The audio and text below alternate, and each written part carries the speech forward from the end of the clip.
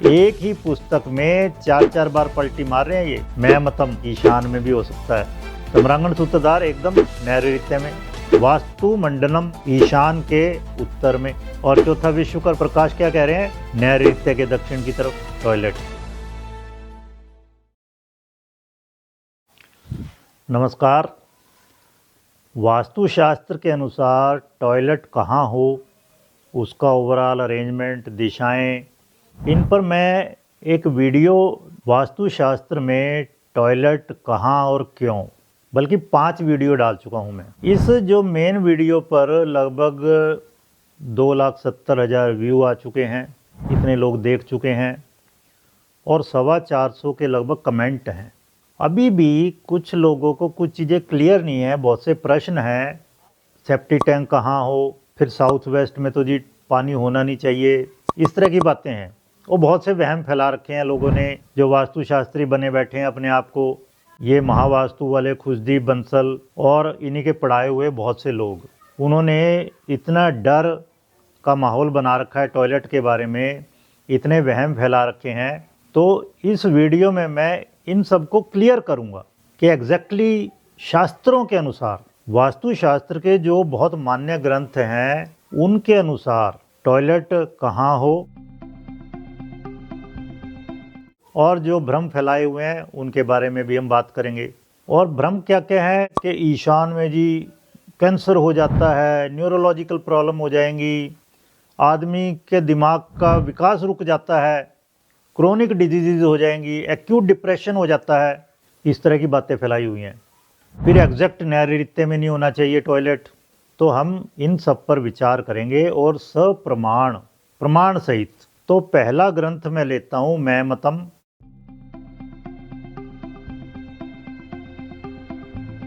ये 2 वॉल्यूम में अवेलेबल है। संस्कृत में मेनली श्लोक हैं और उनका इंग्लिश में अनुवाद कर रखा है। डॉक्टर ब्रूनो डेगेंस की ये एडिटेड बुक है, उन्हीं का ट्रांसलेशन है। और एक हिंदी जो अनुवाद है डॉक्टर शैलजा पांडे, उनको हम रेफ़र करके बता रहे हैं।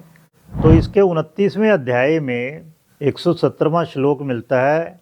चैप्टर का नाम है राजवेश्म विधानम, राजा के महल का विधान, अरेंजमेंट।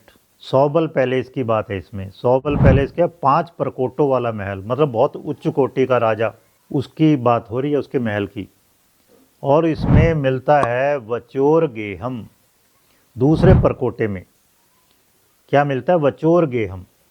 इंग्लिश वाले अनुवाद में भी और हिंदी वाले अनुवाद में भी, दोनों में है। वचोर गेहम का मतलब दिया हुआ है टॉयलेट, मल निष्कासन का स्थान। अब इसका मतलब क्या है, ईशान तक में भी टॉयलेट हो सकता है।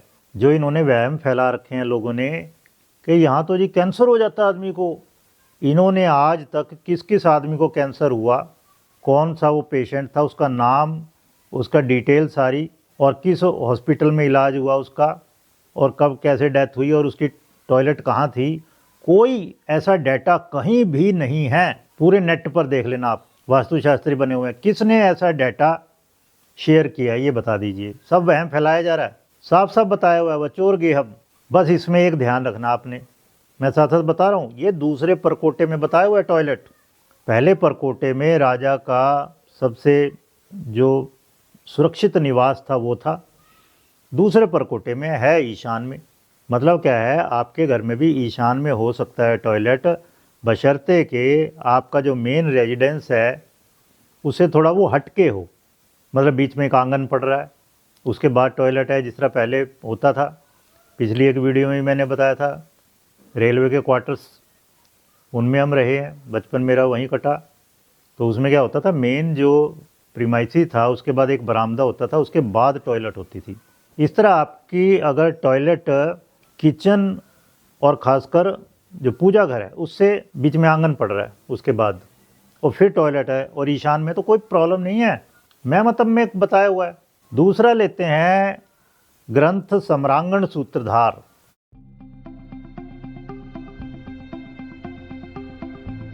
सम्रांगण सूत्रधार ग्रंथ ये लिखा हुआ है राजा भोज का। राजा भोज जिनके बारे में कहा जाता है जाने तो भोज ना जाने तो डोकरी, ये राजा भोज का ग्रंथ है। मतलब अगर परम ज्ञानी कोई है तो वो राजा भोज ही हैं। और उनके बारे में क्या कहा जाता है, भोजराज कला, कलम, कटार और करनी के धनी थे। मतलब हर एक विद्या में पारंगत थे वो। और सम्रांगण सूत्रधार पर ही, सम्रांगण सूत्रधार ग्रंथ पर रिसर्च पेपर है DN शुक्ला जी का, वास्तुशास्त्र हिंदू साइंस ऑफ आर्किटेक्चर। मैं बार बार कहता हूँ ये जो वास्तुशास्त्र है पुराना आर्किटेक्चर है। हिंदू आर्किटेक्चर जो पुराना था वो वास्तुशास्त्र है। और दूर दूर तक लोगों को पता नहीं आर्किटेक्चर का, सिविल इंजीनियरिंग का, बिल्डिंग कंस्ट्रक्शन का, और वास्तुशास्त्री बने हुए हैं। तो इस पर इतना बड़ा ग्रंथ रिसर्च पेपर पब्लिश हो चुका है सम्रांगण सूत्रधार पर। इसमें 15वां अध्याय है राजनिवेश, मतलब राजाओं के लिए महल। उसमें 27वें श्लोक में क्या कहा है, पित्रे तु अवस्करम। पितृ की जगह पर, पितृ यानी नैऋति, साउथ वेस्ट, नैऋत्य कोण, एकदम नैऋत्य कोण में बता रखा है। अब ये अवस्कर क्या होता है, अवस्कर को इंग्लिश में क्लोएका कहा है। मतलब क्या है, ये है पश्च छिद्र, मतलब हमारा मल मूत्र द्वार वो है जहाँ से मल मूत्र निकलता है। टट्टी कह लो, मल कह लो, विष्ठा कह लो, मल मूत्र इंद्रियां हैं, वो है ये। और ज़्यादा डिटेल में देखोगे तो इसका बता रखा है भाई। अवस्कर क्या है, कूड़ा करकट डालने की जगह, कतवार खाना कह देते हैं, जहाँ कूड़ा करकट इकट्ठा रहता है, घूर घूरा कह देते हैं, वो स्थान जहाँ मल मूत्र गोबर आदि फेंका जाता है, आदमी का हो जानवरों का हो। और अवस्कर भ्रम होता है वो नल या वो छेद, वो मोरी जहाँ से पाखाना बह के बाहर जाता है। तो अब आपको पता चल गया होगा, साफ साफ बता रखा है, राजा भोज ने बता रखा है एकदम साउथ वेस्ट में, एकदम नैऋत्य में टॉयलेट हो सकती है, होनी चाहिए। और राजाओं के महल तक में बता रखा है, तो आम आदमी की तो क्या भी साथ। और वहाँ से पखाना बह के जाता है, तो इसका मतलब वहीं बाहर सेफ्टी टैंक बनाओ उसके, साउथ वेस्ट में, या फिर साउथ वेस्ट के वेस्ट में या साउथ में, बेस्ट है वो जगह। ये जगह राहु की है, जिसका अंग मंग हुआ पड़ा है, मतलब शरीर की गंदगी बाहर निकल गई, अंग का वो पार्ट थी ही नहीं, अलग हो गई अंग शरीर से।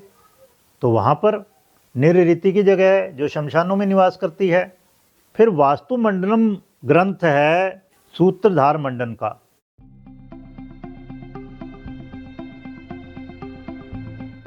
और सूत्रधार मंडन उदयपुर, चित्तौड़, भीलवाड़ा, इन जगहों पर, मतलब मेवाड़ रियासत के उनके वास्तुशास्त्री थे, उनके वास्तुशिल्पी थे। इन्होंने वहाँ पर दुर्गों का निर्माण करवाया, कम से कम 32 किले, महलों का, मंदिरों का, बावड़ियों का। और कुंभलगढ़ की सबसे बड़ी, जो 32 किलोमीटर से ज़्यादा बड़ी प्राचीर है, दीवार, जो कि संसार की, चीन की दीवार के बाद सबसे बड़ी दीवार है, इतना नाम है इनका। ये अपने इस ग्रंथ में 5वें अध्याय के 25वें श्लोक में, 5वां अध्याय गृह विन्यास, घर का अरेंजमेंट, उसमें बता रहे हैं ये, शैले मल स्थानम रजस्वलाह। शैल की जगह पर, शैल कौन है, इनको चरक भी कह देते हैं, गिरी भी कहा गया, इनको मृग भी कहा गया, भुजग भी कहा गया। इनका नंबर जो 32 पैरेफेरी पर देवी देवता है उनमें 30वां नंबर है। ईशान से शुरू करते हैं जब, मतलब नॉर्थ ऑफ नॉर्थ ईस्ट, ईशान के उत्तर में। क्या बताया है, शैले मल स्थानम, टॉयलेट, साफ साफ लिखा हुआ मल शब्द। रजस्वला, रजस्वला स्त्रियां जिनका मेंस्ट्रुएशन होता था, गंदगी निकलती है शरीर से, उनकी जगह वहाँ पर होनी चाहिए। जो कि इन्होंने वहम फैला रखा है सो कॉल्ड वास्तुशास्त्रियों ने, कि जी यहाँ तो धन की हानि हो जाएगी, यहाँ तो कैंसर हो जाएगा, यहाँ तो आगे विकास रुक जाएगा, पूरा जिंदगी भर पूरी खराब हो जाएगी ज़िंदगी, ऐसी ऐसी बातें कह रखी हैं। अब आइए चौथा मैं ग्रंथ लेता हूँ, विश्वकर्म प्रकाश।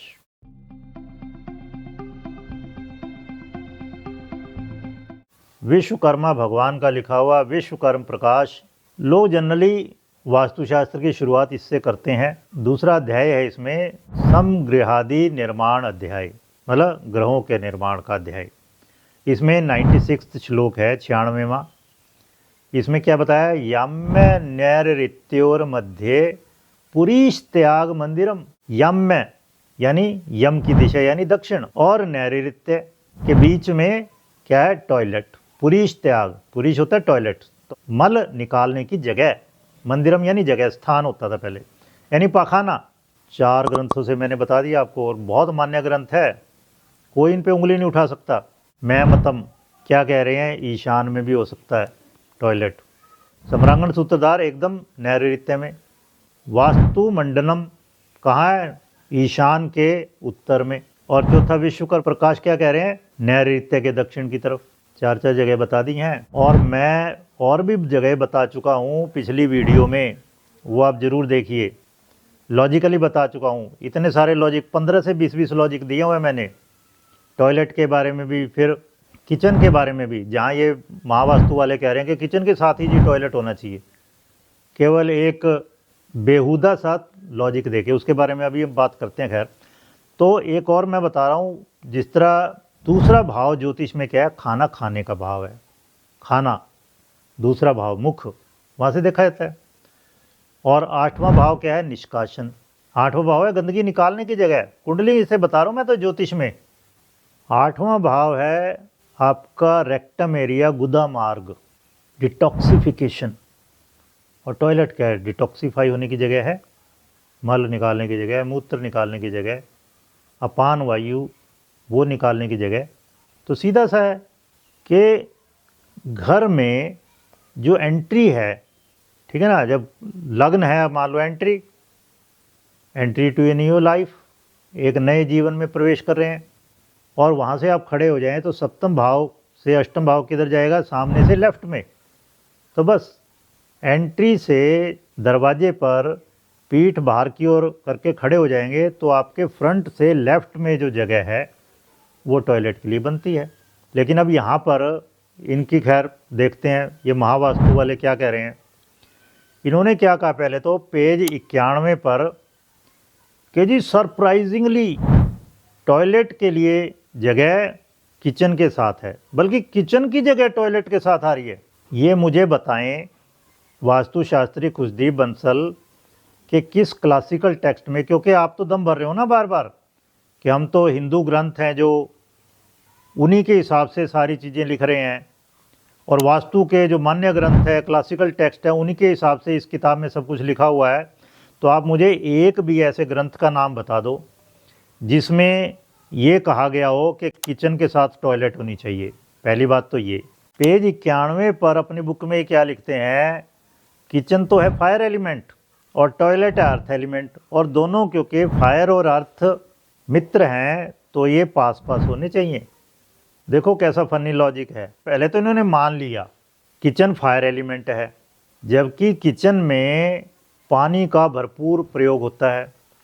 किचन में 6 प्रकार के व्यंजन, षट रस वाले व्यंजन तैयार होते हैं, खाने पीने की चीज़ें। और आयुर्वेद में ये बताया हुआ है कि ये जो 6 रस हैं ये 2-2 तत्वों से मिलके बनते हैं। 5 तत्वों का प्रयोग होता है किचन में। जल और अग्नि मिलके लवण, साल्ट, ये रस तैयार करते हैं। अम्ल या सौर पृथ्वी और अग्नि तत्व मिलके करते हैं। और पंजंट या तिक्त रस, तीखा, चरपरा, उसमें कौन से 2 तत्व होते हैं, वायु और अग्नि। वायु और अग्नि मतलब ये 6 रस में से केवल 3 रस में अग्नि का रोल है, वो भी आधा आधा। बाकी 3 रस में तो कहीं दूर दूर तक इसका रोल ही नहीं है। इसका मतलब 6 दूनी 12, 12 में से केवल 3 बार रिपीट हो रहा है अग्नि। मतलब अग्नि का प्रयोग केवल 25% है। बहुत सी ऐसी चीज़ें तैयार होती हैं किचन में जिसमें अग्नि की कहीं ज़रूरत ही नहीं है। ऐसे समझ लो चटनी रगड़नी है, कांजी बनानी है, फल या सलाद काटना है, कहीं दूर दूर तक अग्नि की बर्नर जलाने की ज़रूरत नहीं है आपको। अचार डालना है, कहाँ ज़रूरत है अग्नि की। पानी का इतना ज़्यादा यूज़ हो रहा है, जो हम खाना पकाते हैं उसमें पानी 70-75% पानी है। दही बिलो के आपने छाछ बनाना है, कहीं आग की ज़रूरत नहीं है। तो इन्होंने पहले तो ये मान लिया कि किचन यानी फायर जबकि मैंने जब किचन पे वीडियो डाली थी तो उसमें मैंने 15-20 लॉजिक दिए हुए हैं। केवल एक क्राइटेरिया ये तत्वों का थोड़ा है और इतनी सारी बातें हैं, केवल एक उठा लिए इन्होंने बस। और फिर ये बोले टॉयलेट यानी अर्थ एलिमेंट। टॉयलेट में मतलब इतना पानी यूज़ होता है फ्लश करने के लिए उसको। पहली बात तो आप नेट सर्च करिए, 19 से 26 लीटर पुरानी टॉयलेट में यूज़ होता था एक बार फ्लशिंग में। आजकल की जो स्टैंडर्ड मॉडर्न टॉयलेट है उसमें 6 से 9 लीटर पानी चाहिए, और लो वॉल्यूम टॉयलेट है उसमें इसका आधा, मतलब 3 से 4.5 लीटर पर फ्लशिंग पानी चाहिए होता है। और अगर मैं आयुर्वेद की बात करूं, आयुर्वेद की जो डेफिनेशन है उसमें कहा है सम दोष समाग्निश्च सम धातु मल क्रिया। मल बताए हैं त्रिमल, 3 प्रकार के मल बताए हैं वेस्ट प्रोडक्ट। तो उसमें एक तो टट्टी कह देते हैं जिसे मल, एक मूत्र है और एक है स्वेद पसीना। तो चलो हम टॉयलेट में बात करते हैं कि हाँ मल और मूत्र विसर्जित करते हैं वहाँ पर। तो पुरुष या मल है उसके द्वारा हम वात निकालते हैं शरीर की बाहर, और वात क्या है, वायु और आकाश, 2 तत्व हो गए। कहीं इसमें पृथ्वी तत्व नहीं है अभी। तो वात निकालते हैं हम मल के द्वारा और अपान वायु के द्वारा, और वात क्या है, वायु और आकाश। और फिर मूत्र जाते हैं वहाँ बार बार दिन भर में पता नहीं कितनी बार। टॉयलेट तो मल त्याग तो आयुर्वेद के हिसाब से 2 बार नॉर्मल है, लेकिन पेशाब तो पता नहीं कितनी बार जाता है आदमी। तो मूत्र से हम आयुर्वेद के अनुसार पित्त बाहर निकालते हैं। पित्त क्या है, पित्त है अग्नि और जल। अब 2 तत्व ये आगे देखो। अब आ जाओ कफ कैसे निकाली जाती है।